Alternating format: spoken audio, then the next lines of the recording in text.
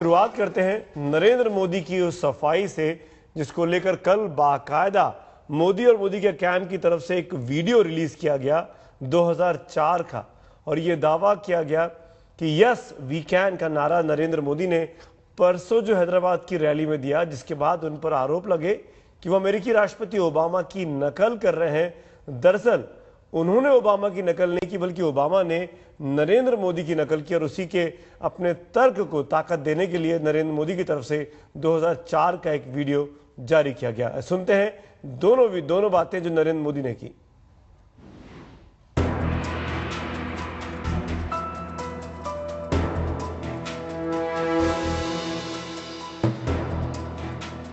હું કહીશ ગુજરાત કેન, તમે હાથ ઉપર કરીને બોલજો, Gujarat is will, Gujarat can. Yes, we can. Yes, we can. Yes, we can. Yes, we can. Yes, we'll do. Yes, we'll do.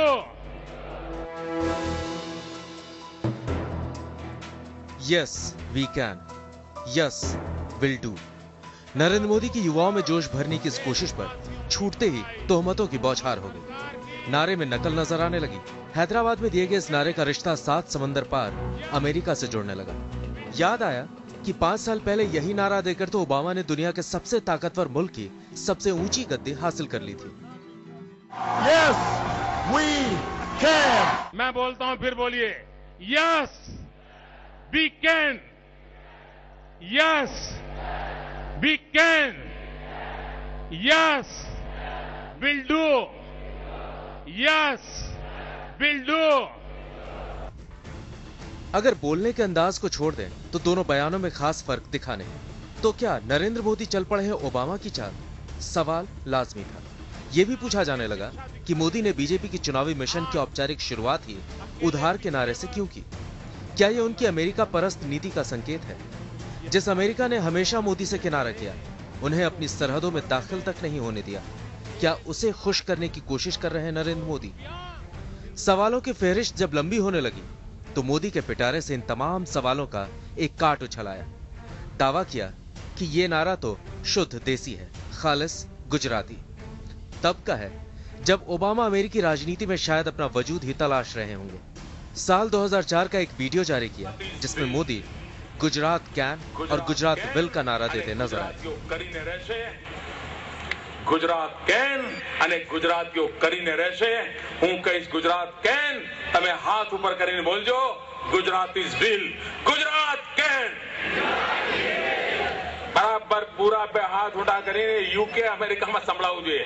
Gujarat can, Gujarat can. इस वीडियो की सच्चाई पर सवाल न उठे, इसलिए मोदी के भाषण के साथ ही तब के प्रधानमंत्री अटल बिहारी वाजपेयी के भाषण का अंश भी जारी किया गया। जाहिर है जो मोदी रोज नए नए जुमले गढ़ते हो, वो भला नारे में नकल के आरोप कैसे जज्ब कर पाते। अब देखना होगा कि सियासी मैदान में मोदी की ये सफाई कितनी कारगर रहती है। दिल्ली से अशोक सिंघल के साथ आज तक ब्यूरो।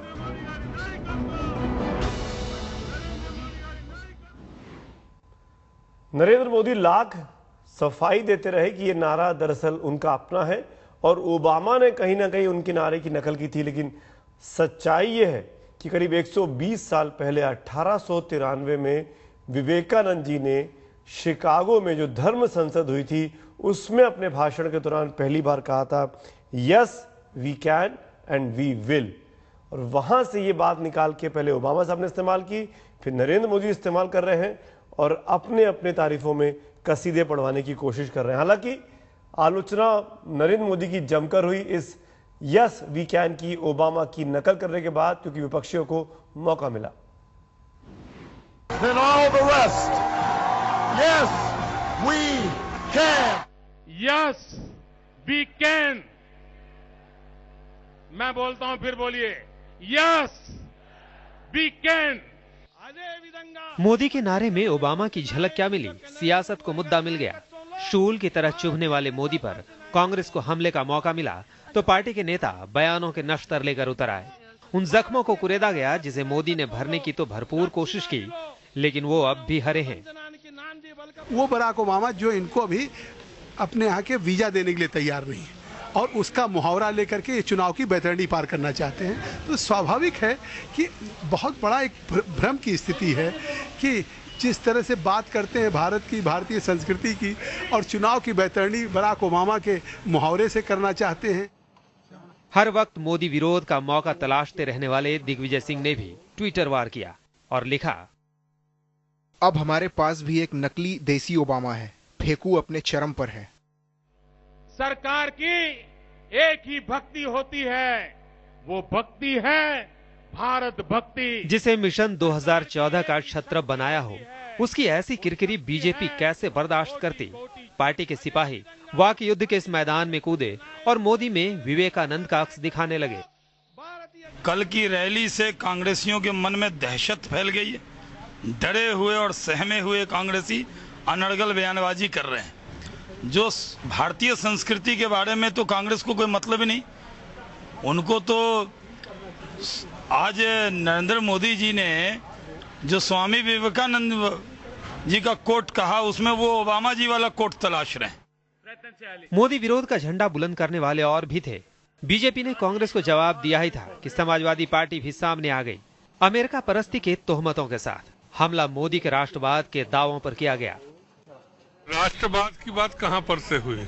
एक तरफ राष्ट्रीयता की बात करते, दूसरा ओबामा की कॉपी करते हैं। इसका मतलब वो भी अमेरिका की चापलूसी में लग गए और अमेरिका कभी इस देश के साथ नहीं हो सकता। जो लोग अमेरिका के साथ हैं वो इस देश के लिए कभी लोकप्रिय नहीं हो सकते।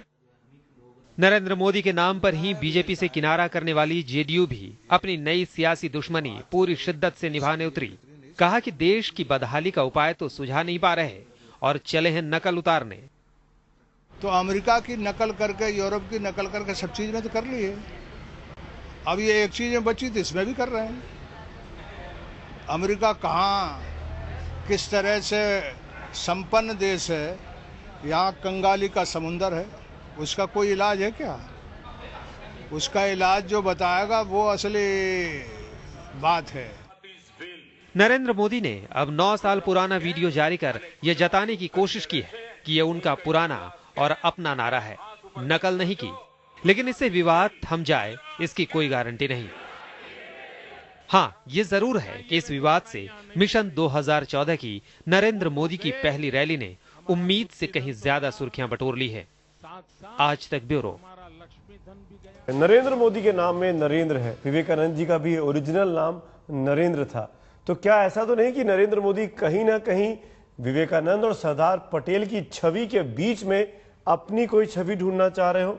शायद इसीलिए जो उनकी ऐतिहासिक पुरुषों को नकल करने की कोशिश है, उसीलिए विपक्ष को मौका मिलता है उन पर हमले करने का। यस वी कैन के नारे के बाद कांग्रेस के जितने भी या कहिए विपक्ष के जितने भी सांसद थे, सबने नरेंद्र मोदी की आलोचना की, नकलची कहा। तो दूसरी तरफ बीजेपी उनका जमकर बचाव करती रही। ये ओबामा के चुराए हुए डायलॉग हैं। अरे कुछ करके दिखाओ यार। कुछ करा नहीं। मैं तो गुजरात का प्रभारी हूँ कांग्रेस की तरफ से। मैं तो जगह जगह गुजरात में घूम रहा हूँ। जो पोल मुझे गुजरात में दिख रही है, विकास के नाम का झूठा ढिंडोरा ये आदमी पीट रहा है।